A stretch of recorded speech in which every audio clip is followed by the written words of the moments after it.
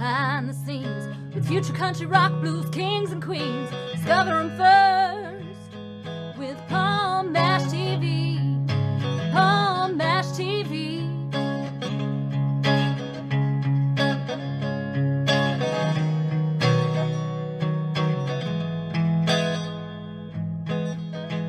Well, hello there. It's Paul Mash TV time again. Thank you so much for joining us.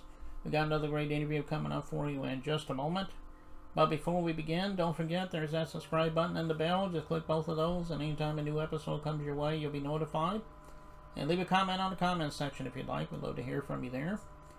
And if you're on Facebook, go to facebook.com/PaulMashTV. And feel free to send us an inbox, follow us, and comment the things there. And also you can email us, PaulMashTV, all one word, at gmail.com. And if you're a band or a solo artist that want to be on the show, send me a message and we'll show you how to be on the show. And also, if you're just simply a fan, just go and send us a letter that way and we'll get back to you. And all this is going to be recapped for you at the closing credits at the end of the show, so stay tuned for that. From Castle Rock, Colorado, we have Smittyyy today. He's a very awesome artist, obviously, and I think you're going to like him. So without further ado, let's start the show right now. All right, everybody, time for interview again. As promised, with us from Castle Rock, Colorado, we have Smittyyy with us today. Thanks for joining us, Smittyyy. Of course. Thank you, Paul. Thanks for having me on. I've been wanting to do this for a while. I know we tried a few years ago and didn't make it work, so it's an honor and a privilege to truly finally get the chance to hang out and chat with you for a bit. Yeah, well, I'm glad you made it. Yeah, like he said, we had a couple problems that happened a few years ago where we just couldn't quite get it done, but at least we're here now. That's what's important, I guess. That's what's important, yeah. Well, tell us your story about how it got started with you in the music industry, because as you know, everybody has their own story. We'd love to hear your story. Yeah, absolutely. So, my story starts out at a pretty young age. My dad, Matt, actually used to hang out and kind of be a roadie for the band Fragile X and their drummer, Sean Page, who you've interviewed several times. And I was just a little couple, 2, 3 year old kid. And, from what I told, obviously I don't remember this, but from what I was told, I really liked to bang on Sean's drums, and he didn't really like people doing that, but he would let me sit back there and play a little bit. And so I guess when I was a little toddler, I showed a lot of interest in the drums. So for my 4th birthday, actually, my parents bought me a kit, and I opened it up, and I was in love immediately. They tell me that I would get up at 4 or 5 a.m. and run down to the basement and start wailing on the drums, and that would be their alarm clock in the morning. And so, yeah, from there, I just grew up doing it. I took lessons at Allegro Music out here in Parker from Rick Henson, and then I also took lessons from Sean Page of Fragile X, which I'd like to give a special shout out and thanks to for kind of getting us connected and everything. He's been a mentor to me my entire life. And yeah, just from there, from elementary school on, I started playing in different bands. I played in a band called The Frost. I played in so many bands, Phoenix, just all kinds. I used to play in a rock and roll band called Altitude Travelers, and we were doing some bigger things. And then we broke up for reasons we won't get into. Just being in a band, people disagree and things happen, and stuff like that. And yeah, that kind of leads me to where I'm at today and all the music that I play today. Now I play in a country bluegrass band called Kyle Chatham and the Road Shots. Mm-hmm. Yeah, we doing that. We've got a big show coming up in Denver, actually. We're playing at you might laugh, I'm not kidding.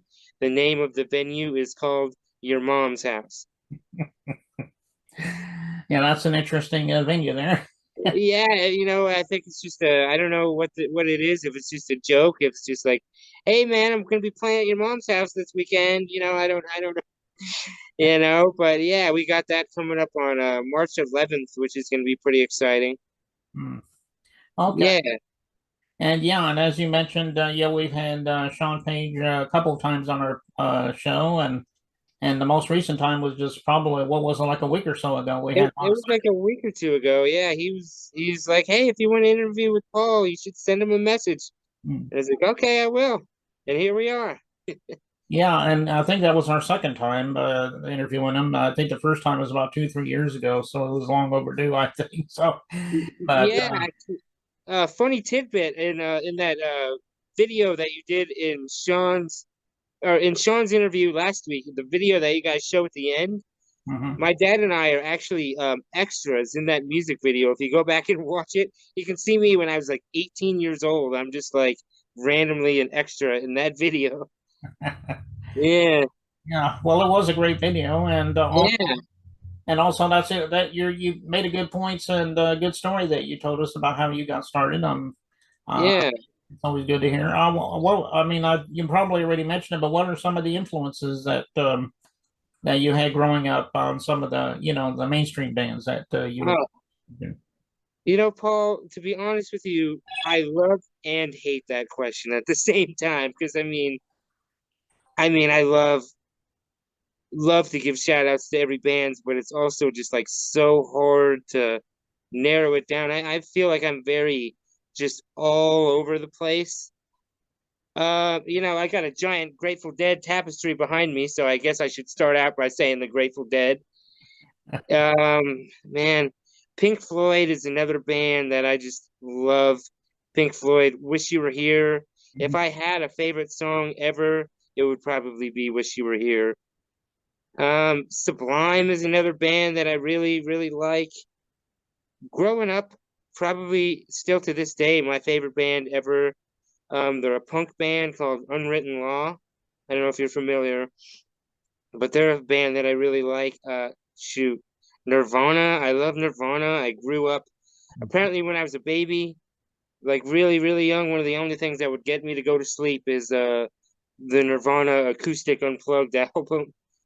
Yeah, so them, and then I'm a big Wu-Tang Clan fan. Rap is kind of like my guilty pleasure. I'm a drummer. I'm not really a rapper or anything like that, but Wu-Tang Clan, Mac Miller, those are a lot of my influences musically off the top of the head.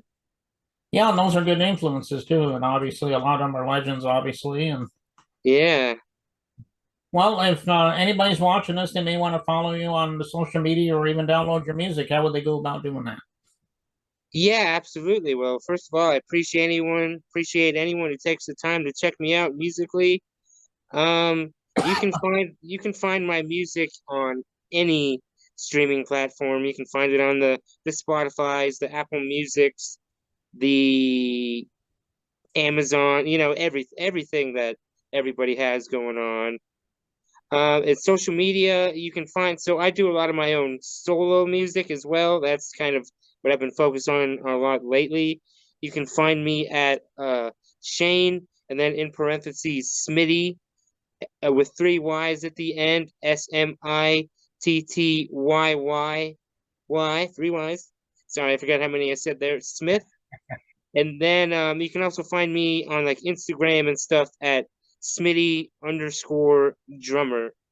And then you can also find my bluegrass band, Kyle Chatham and the Road Shots, on all of the social medias, the Instagrams, the Twitters, Facebook, MySpace, if you're old school like me. No, not really. I'm kidding. No MySpace. Okay. Yeah, All right. Well, check out your favorite streaming media site and social, media platform and streaming sites, so forth, and check out his music. I know he loved you for that, and I know you love it.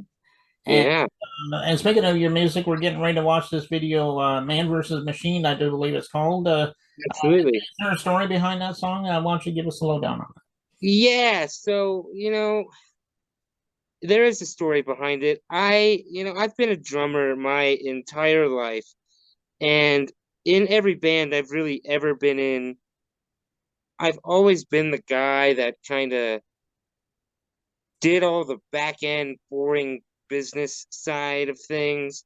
You know, all the booking shows and the emails and stuff like that. I was always I went to CSU for business, and so that was just kind of something that I always did.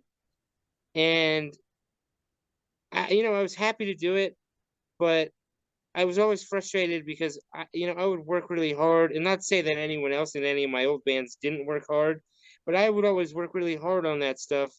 And then when a band broke up, I took it very personally and was always very frustrated about it. And so I kind of always like, man, I wish that I could go solo, but I'm a drummer. It's not like a guitar player or a singer who can just go solo and kind of do their own thing. I'm a drummer, and I'm no Travis Barker or whatever who can make their own solo CD. So I had always wanted to do that somehow. And when COVID happened, I was stuck at home by myself. Well, I mean, I was with my wife, but like I wasn't really able to see my bandmates or anything like that. And I had my MIDI computer with me, and I'd always loved playing with that and all the different sounds that were on it. And so I kind of started creating.